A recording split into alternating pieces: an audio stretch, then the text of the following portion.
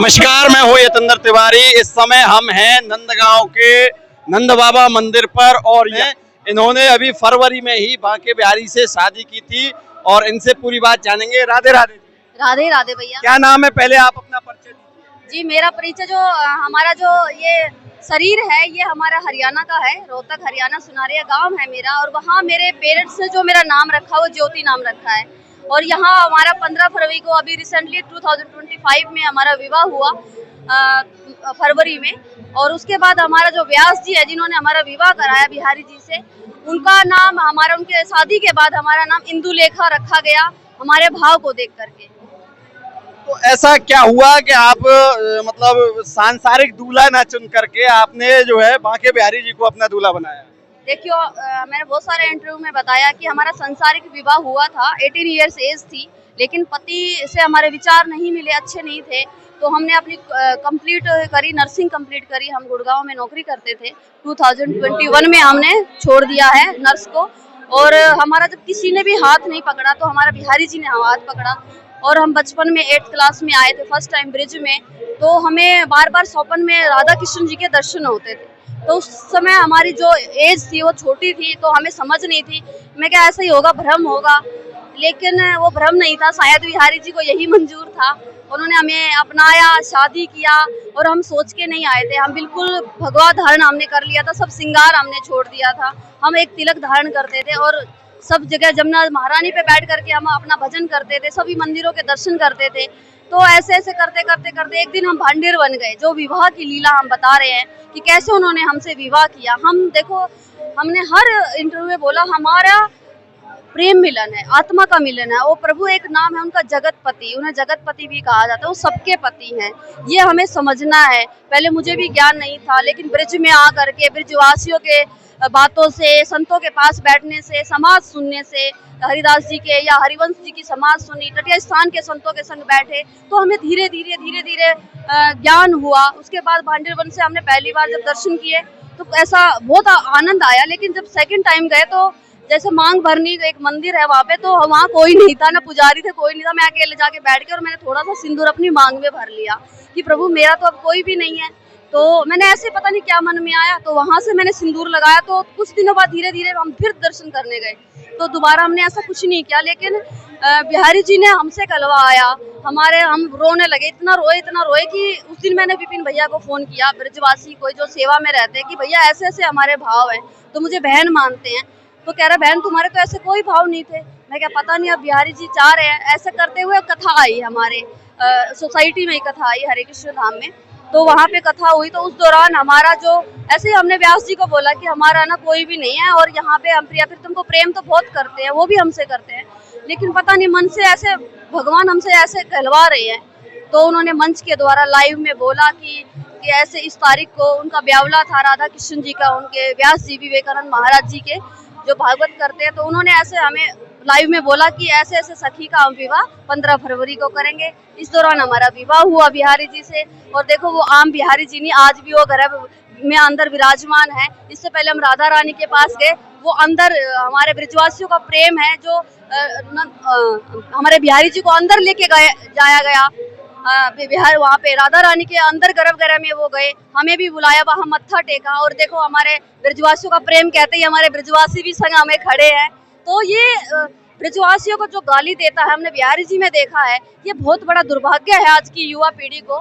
क्योंकि ब्रजवासियों के बिना है ना, हम कभी प्रभु को नहीं प्राप्त कर सकते। जो गोपी भाव आया, मुझे एक ब्रजवासी ने बोला कि आप इस स्वरूप के लिए नहीं बने हो।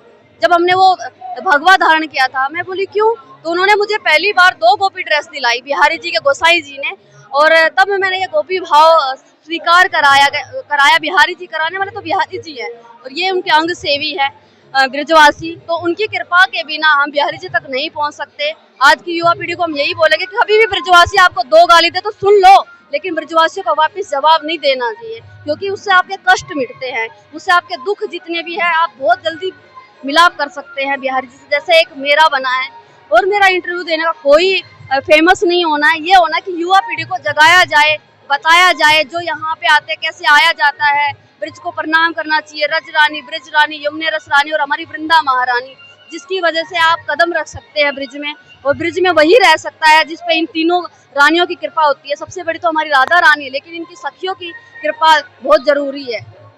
आप कितनी पढ़ी हैं? हम नर्सिंग, अभी आपको बताया, हम नर्सिंग कंप्लीट है। 2014 में हमारा नर्सिंग डिपार्टमेंट से हमारा पूरा कोर्स कंप्लीट हुआ। उसके बाद हमें ड्यूटी स्टार्ट किया, और हमारी शादी का जो डाइवोर्स वगैरह वो हुआ, मतलब बहुत कष्ट सहन करा। एक छोटा हमारा बच्चा था 2.5 साल का, वो हमने छोड़ा। ये विष के समान है भैया, मेरे लिए आसान नहीं है ब्रिज में आना। लेकिन आज मुझे किसी की याद नहीं आती, सिर्फ राधा कृष्ण की याद आती है। तो अब जैसे हमें अपने साथ जीवन साथी के रूप में एक चलने फिरने काम करने वाले व्यक्ति की आवश्यकता महसूस होती है, ऐसे में आपने अपने कान्हा को जो है अपने पति के रूप में, जीवन साथी के रूप में चुना है, तो कैसे अपनी दैनिक जो आपकी जो डेली रूटीन की जो लाइफ है उसको कैसे मैनेज? देखिए, यही हम युवा पीढ़ी को बता रहे हैं। मेरे को लाइव में भी पूछा गया कि आपका खर्चा कैसे चलता है। लोग यहाँ पे ब्रिज में, मैंने बहुत सारे लोग देखे हैं कि जब वहाँ आते हैं तो यहाँ पे पहले बिजनेस से सोचते हैं, लेकिन हमारे भाव अलग थे। जैसे मीराबाई के थे, भक्तों के होते हैं, संतों के होते हैं कि हमें हे प्रभु एक कोना दे दीजिए जिसमें हम भजन कर सके, इस कष्ट से, बार बार के जीवन मरण से हम मुक्ति पा सके। हम घर में बैठ के भागवत सुनते थे, तो धीरे धीरे ऐसे ही करके हमें एक, जब हमने जॉब छोड़ दिया तो एक भक्त से हमारा गुड़गांव में बहुत सारे परिचय हैं, अच्छे हैं, पैसे वाले हैं, जो आज हमें सपोर्ट करते हैं हमारे भाव को देख करके। और हमारी शादी के बाद भी हमारा बहुत सारा खर्चा है, जो बिहारी जी से बोलते हैं ना, एक टाइम में है ना संसारिक पति आपको काम नहीं करेगा। लेकिन हमारे बिहारी जी कैसे हैं, जो हर बात को सुनते हैं। आज भी मैंने उनसे डांट मारी है, मैं बोली मुझे लेके जा रहे हो कि नहीं लेके जा रहे हो, तो शायद संसारिक पति होता तो कामों में उलझा रहता, लेकिन वो मुझे लेके आए। आज वो गर्भ में अंदर बैठे हैं, और दोनों को डांटा मैंने, राधा रानी को भी और कृष्ण भगवान को भी, और मुझे आज वो लेके आए। मेरा हर खर्चा, हर मेरे शौक, जैसे एक संसारिक पति चलाते हैं वैसे ही मेरे बिहारी जी चलाते हैं। मुझे नहीं पता कैसे होता है, वो जैसे चुटकी में हो जाता है। बहुत सारी ऐसी लीलाएं हैं जो बताई नहीं जा सकती। आज आपके मतलब आप एक तरह से पति के हैं, पति का जन्मदिन है, तो किस तरह से आपने सेलिब्रेट किया? आपके सामने ही तो हम इतना नृत्य कर रहे थे, शायद कोई दर्शकों को बताइए ना, दर्शकों ने नहीं देखा। जी, क्योंकि आज मैं इतना खुश थी, मेरा मूड भी ऑफ था। ड्राइवर भैया भी लेट आए हमारे, तो मैंने उनको सुबह ही बोला था कि हम सुबह आए और पूरा दिन और रात हमें यहाँ पे उत्सव मनाओ, क्योंकि वो अंदर से आता है। तो इतना हम खुश थे, लेकिन नहीं हो पाया। पर जब भी शाम को भी बुला लिया, राधा रानी के भी आरती दर्शन हो गए, और यहाँ पे भी हमने खूब नृत्य करके हमारे नंद बाबा और यशोदा मैया से बधाई ली, उनके लिए नृत्य किया। और इतना खुश हैं हम, क्योंकि मेरी पहली शादी के बाद नंद उत्सव हुआ है यहाँ पे। हम बहुत खुश हैं। ये कान्हा का घर है और आपकी एक तरह से ससुराल मानी जाए इस तरह से, तो यहाँ की कुछ मान मर्यादा है, क्या मान मर्यादा जानती हैं? देखो, मुझे ज्यादा तो नहीं पता है, लेकिन जब हम अंदर नंद बाबा और यशोदा मैया के सामने जाते हैं तो हमेशा घूंघट करके ही जाते हैं। जब ब्रजवासियों ने मुझे ऐसे देखा था फर्स्ट टाइम, जब हम दर्शन करने आए थे, तो उन्होंने हमारे भाव ही देखे थे कि मुख तो दिखाए दो। मैं बोली ना ना, हमें मुख ना दिखावे, बाबा देख रहे हैं, हमारे ससुर लगते हैं वो। चाहे देखो, एक आत्मा है ये, ना कहते हैं ना, खट्टी मिट्टी एक लीलाएं होती हैं जिसमें बहुत सुख है, आनंद है। सुख नहीं कह सकते, संसार को सुख कहा जाता है, सॉरी, लेकिन आनंद है इसमें भी। इतना आनंद है कि ना मैं वो प्रेम को ना बयान नहीं कर सकती। मुझे वो संसारिक में वो इतना प्रेम ब्रजवासियों का, और हमारे प्रभु ने हमें जब से हाथ पकड़ा है ना, हमारी ना खुशी की कोई सीमाएं नहीं है। कि मैं कैसे बताऊं लोगों को कि अंदर एक उत्साह होता है कि ना, हर टाइम एक खुशी रहती है हमारे हृदय में, एक अलग ही खुशी रहती है। वो संसार में नहीं होती, संसार में सिर्फ टेंशनें होती हैं। ये मैंने अनुभव किया है, मेरे ठाकुर जी ने मुझे अनुभव कराया अपने प्रेम से। बांके बिहारी जी कहाँ हैं? अभी वो गर्भ में ही है, आते ही वहीं पे विराजमान हो गए थे वो। और हमारे पति ऐसे ही नहीं आए थे हमारे विवाह में। उनका तो कहते हैं प्राण प्रतिष्ठा वो मीराबाई में हुई थी, जिसकी वजह से कुछ लोग हमें मीराबाई भी, मीरा के नाम से भी जानते हैं।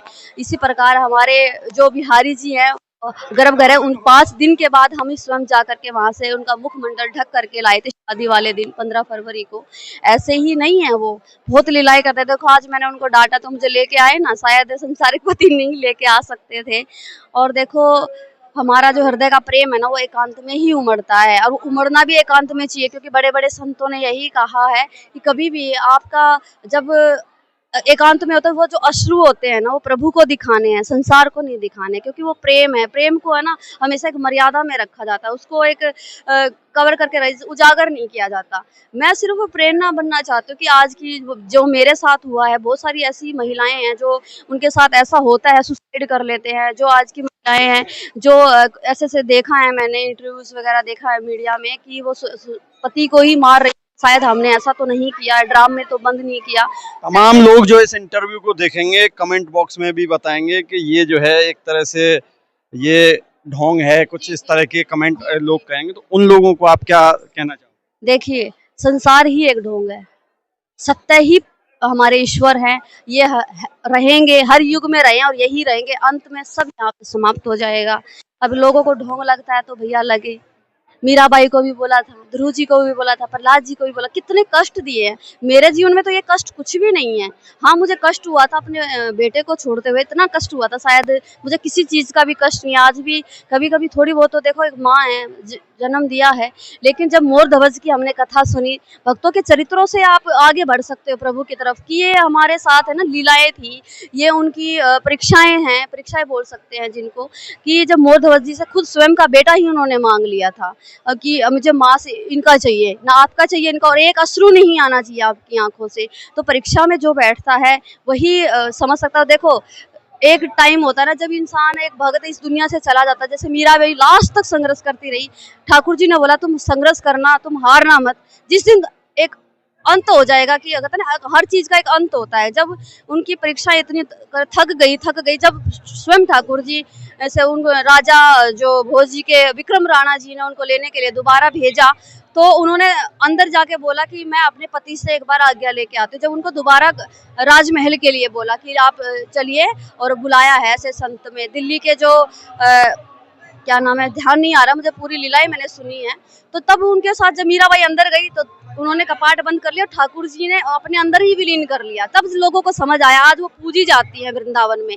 तो लोगों को तो देखो, जाने के बाद ही एक जीते जाते इंसान की इज्जत नहीं कर सकते हैं संसार। जब वो मर जाता है तब उनकी सब बातें याद आती हैं, ये इंटरव्यू सुनते हैं, तब लोगों को ज्ञान होता है, हाँ काश हम उस टाइम उनकी इज्जत कर लेते। यही है सत्य। तो चलिए, बहुत धन्यवाद। हमारे साथ आपने देखा, ये आज की मीराबाई यहाँ कहा जाए तो कोई अतिशयोक्ति नहीं होगी। इनका एक ही कहना है कि मेरे तो गिरधर गोपाल, दूसरों न कोई।